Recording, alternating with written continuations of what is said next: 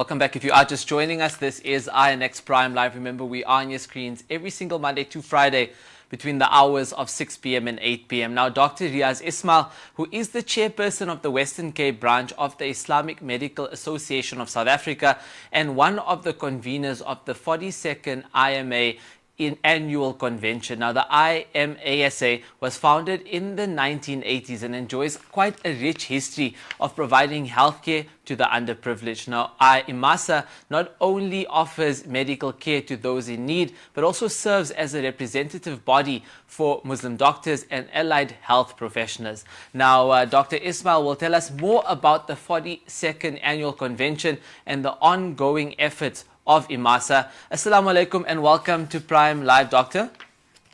Wa alaikum salam. Thank you for having me.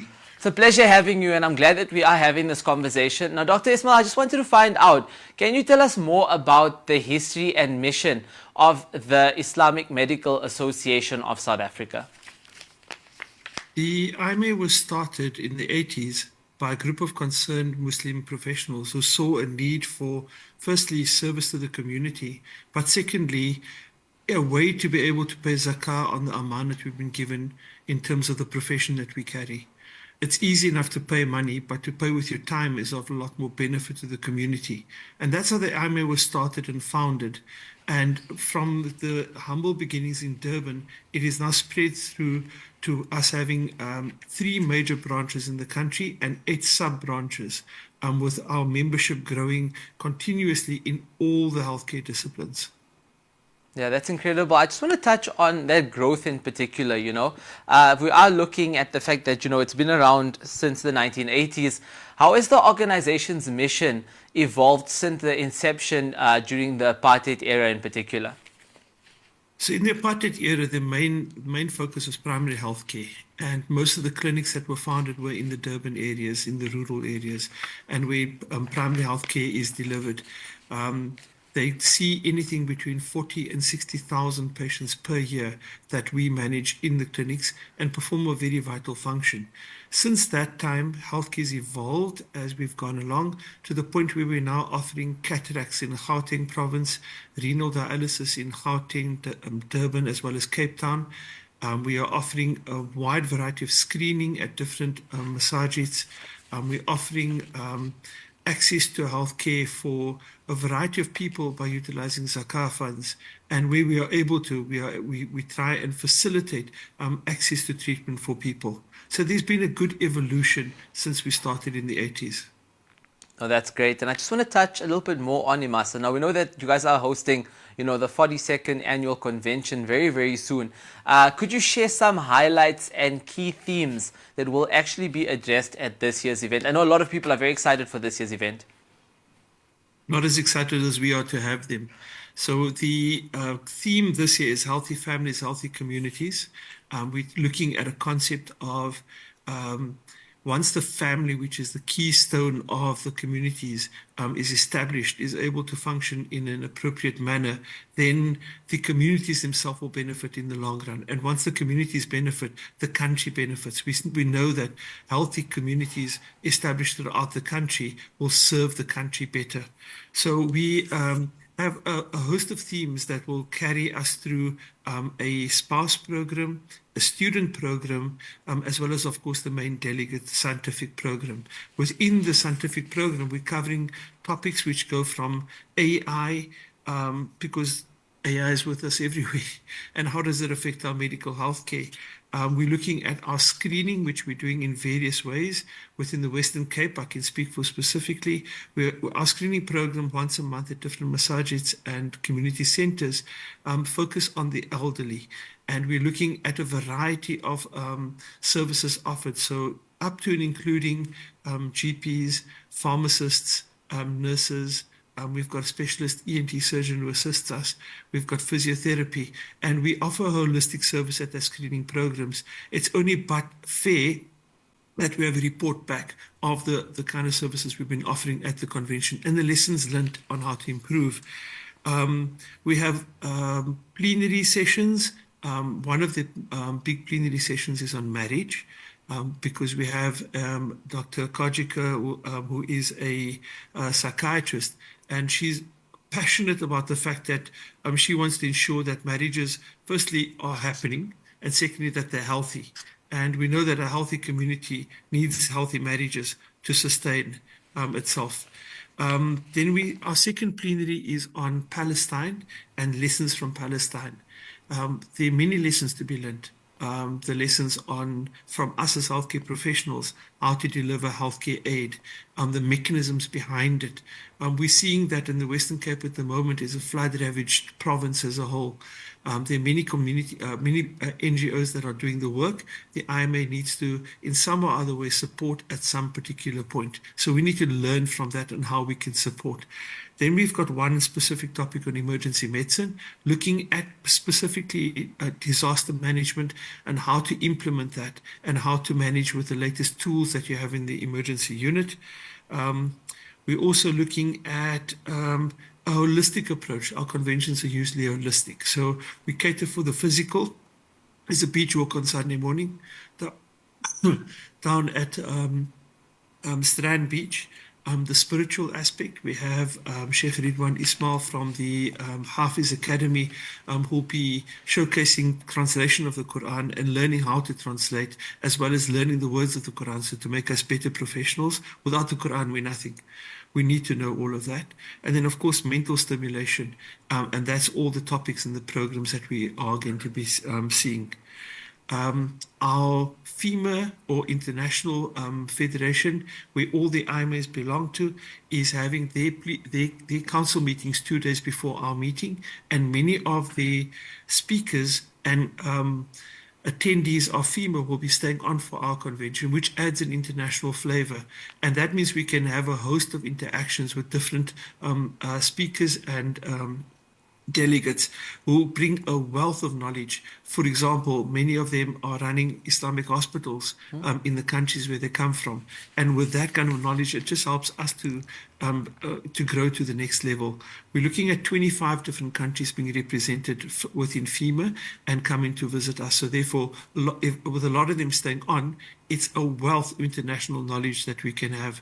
And then our gala dinner, we have the Honorable Naledi Pandor addressing us. Wow. And I think the ruling with the ICJ was a landmark ruling. It was groundbreaking in the fact that we, as an previous apartheid state, got to the point where we can intervene in another country and assist in the manner in which the people are being treated. And she's going to come and address us on what happened, how did it happen, what was the backstory of it. So she'll be talking to us about that. That sounds incredible. I'm sure a lot of people are going to be very excited to attend the program in particular, looking at the fact that you do have that global and also obviously the local feel to it. The fact that a lot of these local as well as the global individuals are going to be present for the whole week, and that's going to be an incredible experience without a doubt. I just want to touch on some of the goals though. What are some of your expectations in terms of outcomes or goals for this specific convention? Well, with all our conventions, the important thing for us is to build that spirit of camaraderie, to know people, to get to know people, whether it be local or international.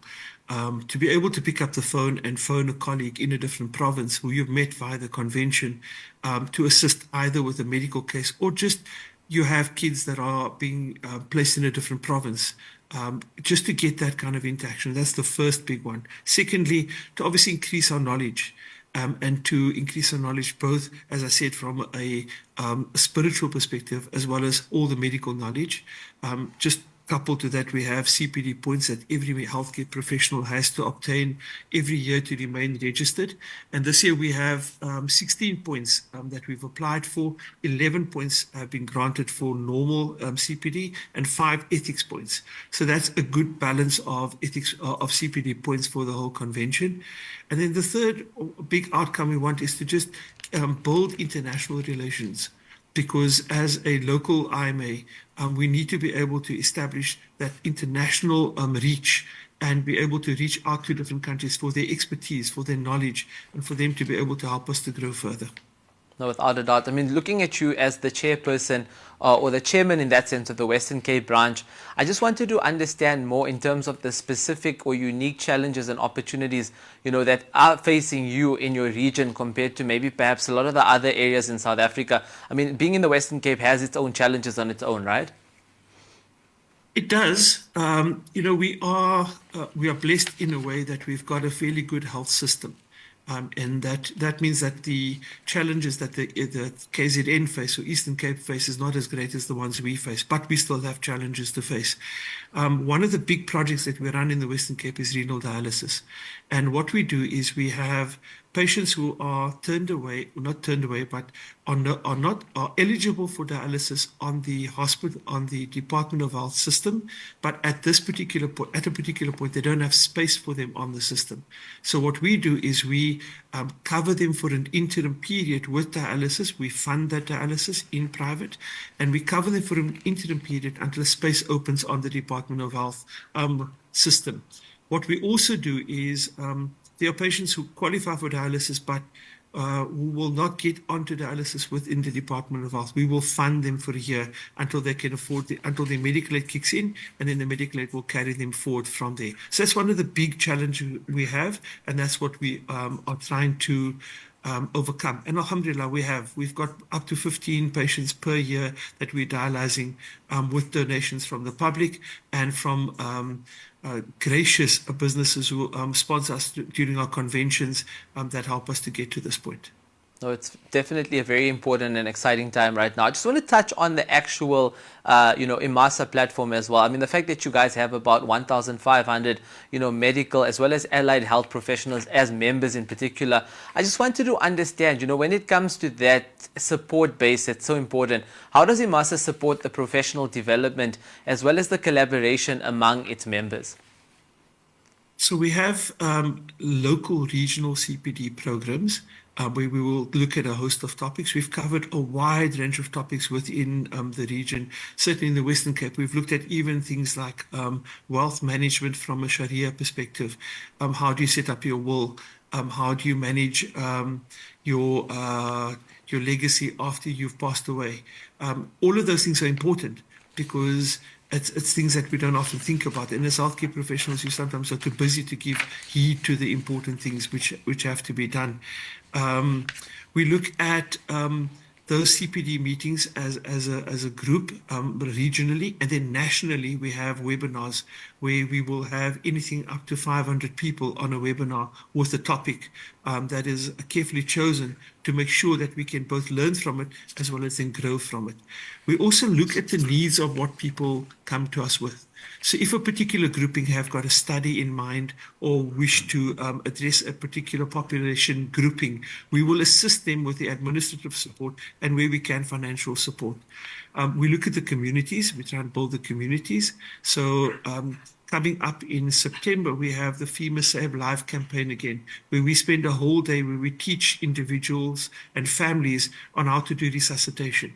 And we're looking at the moment at purchasing resuscitation dolls for that purpose. And throughout the country, we run programs in masajids so that we are able to teach people, if somebody collapses, how to actually resuscitate him. So our goal is to develop all our healthcare professionals to the point where they feel as part of the IMA family and can actually take the message forward. And all we're trying to do is serve the community. That's the golden message. Serve the community. The community must benefit out of this. All our members are volunteers. They pay a membership fee. We're grateful for that. We use that money towards our projects. But their time is what we're after. And their time as volunteers is precious to us. No, I love that, and I think it's such amazing work that you guys are doing as an organization in that sense, to be able to develop, but also at the same time do incredible projects in your space as well, guys. That is Dr. Riaz, and Dr. Riaz, thank you so much for joining us tonight on INX Prime Live. Shukr, thank you very much for having us. You're most welcome. Like I said, that is Dr. Riaz Ismail, who is the chairperson or the chairman of the Western Cape branch of the Islamic Medical Association of South Africa. Now, we do know that they are hosting their 42nd convention very, very soon, and we're definitely looking forward to find out a little bit more about that, and I'm sure INX will definitely be covering that. Now, on that note, we are going to take a quick ad break. We'll come right back.